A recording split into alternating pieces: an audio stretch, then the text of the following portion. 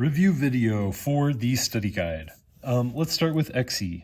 So if we're drawing the Lewis structure for Xe, that's pretty straightforward. Xe is in the 8th group on the periodic table. It has 8 valence electrons.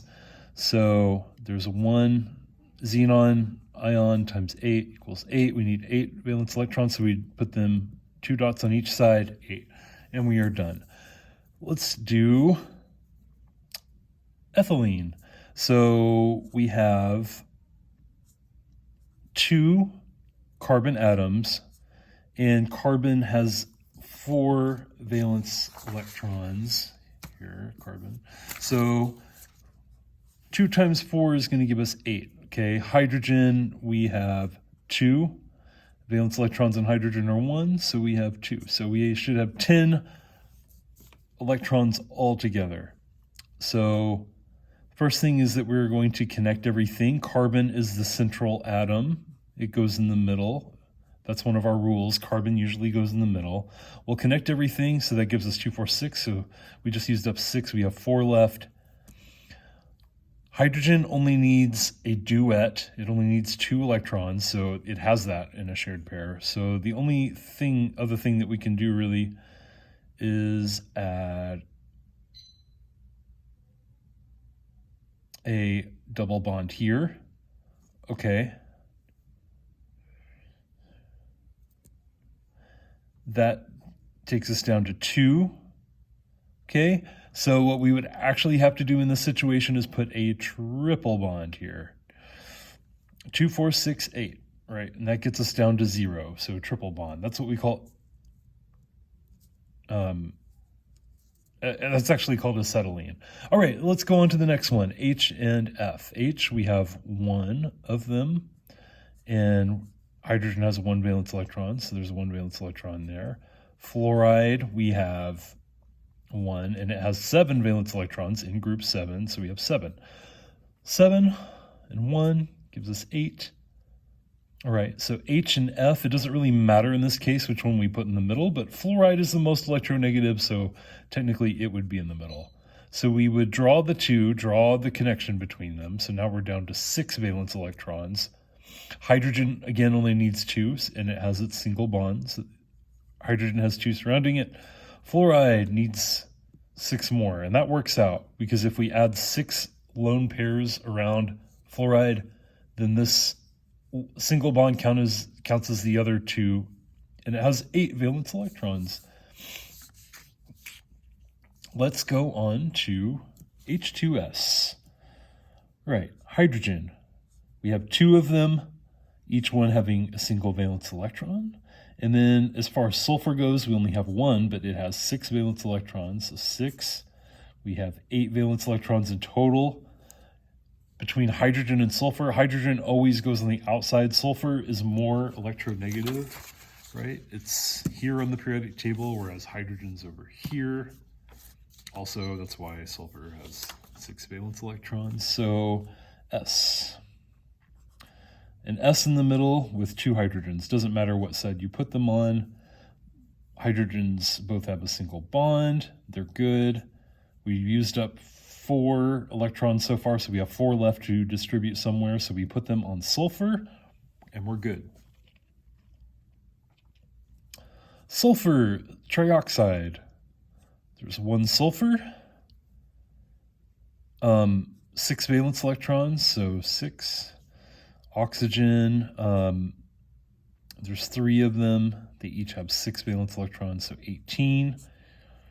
24 is our total number of valence electrons. SO3, the lone element, usually goes in the middle, or the more electronegative, the least electronegative goes in the middle. So that would be sulfur again. Sulfur's in the middle, and we have oxygens around the outside. We'll bond those 3 to the sulfur, and then that takes care of 6 of the electrons for us. So we're back down to 18. Now we need to figure out where those go. Sulfur needs 2 more. Each of these oxygens needs 6 more to get to an octet. So that's 20. We don't have enough to go around, so we know we need a double bond somewhere. So we can put the double bond let's say we put it here. All right. That takes our electron, requirement down to, we're down to 16 electrons, and our requirement to fill all the octets would be 16. So we'll go ahead and put those in. 1, 2, 3, 4, 5, 6. Just put those in. 1, 2, 3, 4. Just put those in. And then 1, 2, 3, 4, 5, 6. Just put those in. There's our valid Lewis structure for sulfur trioxide. Carbon tetrachloride. Carbon, we have 1, which has a valence electron count of 4. Chloride, we have 4 of them, each having 7 valence electrons, so 28. 32 valence electrons in our structure. We have carbon and we have chloride. This isn't carbon, carbon, and iodide. C and L. C with a line next to it will be Cl. All right, carbon goes in the middle. It's also the least electronegative, but it's also the lone element. It's also just carbon. So we'll put the chlorides on the outside. We just used up 8 valence electrons, so we are left with 26, I believe. No, 24. Yes, that's right. So we have 24 left to put somewhere. Each of these chlorides needs 6 more valence electrons. So 6 times 4 is 24. So I already can tell that I have enough that I can just put lone pairs everywhere. 1, 2, 3, 4, 5, 6, 7, 8, 9, 10, 11, 12, 13, 14, 15, 16, 17, 18, 19, 20, 21, 22, 23, 24. That's carbon tetrachloride. Okay.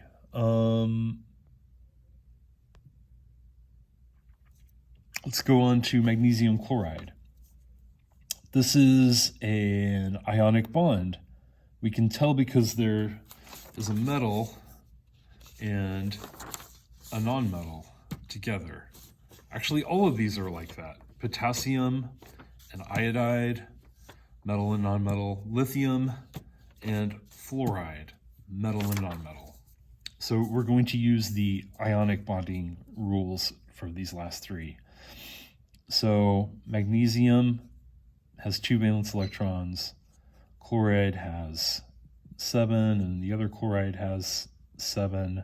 So we're going to move these over to the other side, and we will end up with magnesium, which loses 2 electrons as a plus charge, and then 2 Cl atoms with each having 8 valence electrons, and then a 2 minus. Oh, and there should be a 2 plus there. Okay, chloride, or potassium iodide. Potassium in group 1 has 1 valence electron. Iodide has 7. Okay, so we're going to move this electron on over here, and that's going to give us K plus, and then iodide, 1, 2, 3, 4, 5, 6, 7, 8 valence electrons with it, and a minus charge on that. Similar thing with lithium fluoride. Lithium is in group 1, has 1 valence electron, and then fluoride has 7. Okay, so that's going to play out in a very similar way. So, lithium, Li plus, fluoride with 8 valence electrons around it, minus. Okay, let's talk about this part. Conducts electricity as a solid. That's going to be metallic, like aluminum. Conducts electricity when dissolved in water. That is ionic. Does not conduct electricity as a solid. That could be ionic or covalent. Has a relatively low boiling point. In comparison to the others, covalent melts and boils at a lower temperature. Does not dissolve in water. That's metallic. Remember, aluminum does not dissolve in water. Bonding that occurs between nonmetal atoms, that's going to be covalent.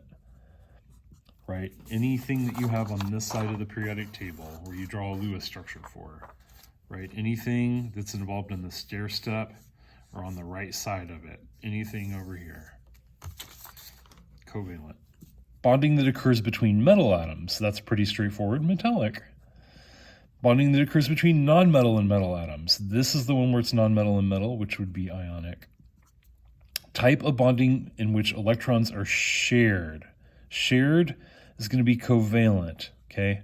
The most electronegative, electron-hungry atoms are over here, the nonmetals. So if they are bonding together, they're both going to attract, pull on the electrons really hard. So neither one gets them totally, they share. It's like a tug of war is the analogy we used. Type E bonding in which electrons are taken from one and given to the other. They're taken from metals and given to nonmetals, and that would be ionic. Bonding in which electrons are free to move in a sea of electrons, that's metallic. That's why metallic substances conduct electricity, because the electrons can move around. Two types of bonding that produce high melting and boiling points. Metals, right, they melt and boil at a very high temperature, and also ionic, such as salt, has a very high melting and boiling point. Type of bonding that produces malleable, ductile materials. That's bendy materials, so metallic. Like wire. Wire is metal and it bends easily. Type of bonding that produces a crystal structure. The one we talked about is ionic. But also covalent. Covalent can produce crystal structures too. So if you said covalent, you're not totally wrong. All right. Each of the following lists whether it's ionic, covalent, or metallic. To know this, you just have to know the position of the elements in the periodic table. If it's over here on this, vast majority are metals, so if it's in this region over here, then it's going to be metallic. If it is over in this region, all of the elements that are bonded together, it's going to be covalent, non-metallic elements bonded together. If it's a metal and a non-metal bonded together, then it's ionic. FCCr alloy. This is mostly metallic, so this is what we would call metallic. Carbon is technically non-metal, so if you put ionic, that's okay. But it's technically, in reality, that's metallic. It's steel. All right, sodium chloride, ionic. HCl. Remember, hydrogen is a non-metal, right? Hydrogen is the only thing over here that is a non-metal, okay? Hydrogen is a gas. It can't be yeah.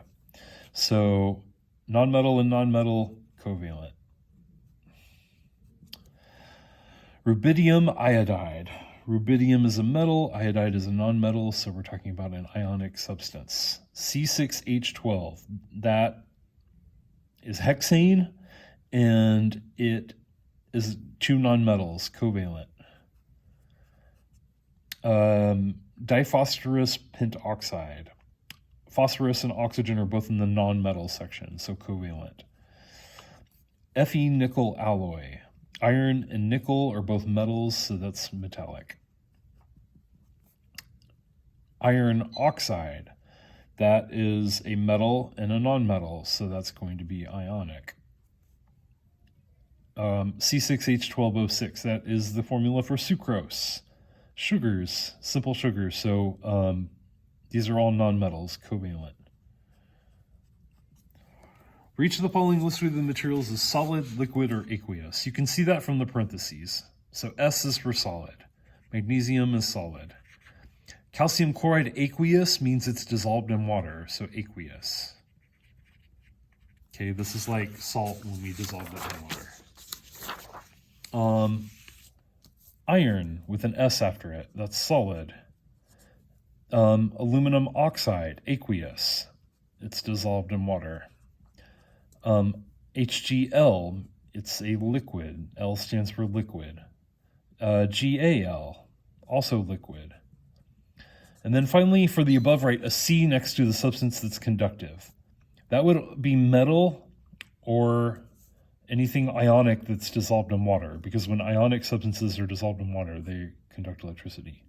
So AlO3, that's a metal and a non-metal, so that's ionic, so it would conduct. Hg is a metal, it's mercury, so it would conduct because it's metallic bonding. Gallium, is also a metal, so it would be conductive.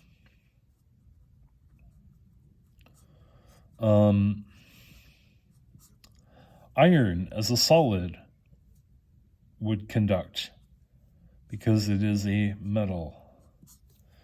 And going back to the first two, magnesium as a solid would conduct. It's metal. And calcium chloride, it's aqueous, so that means it's ionic, but it's dissolved in water. So that would also conduct.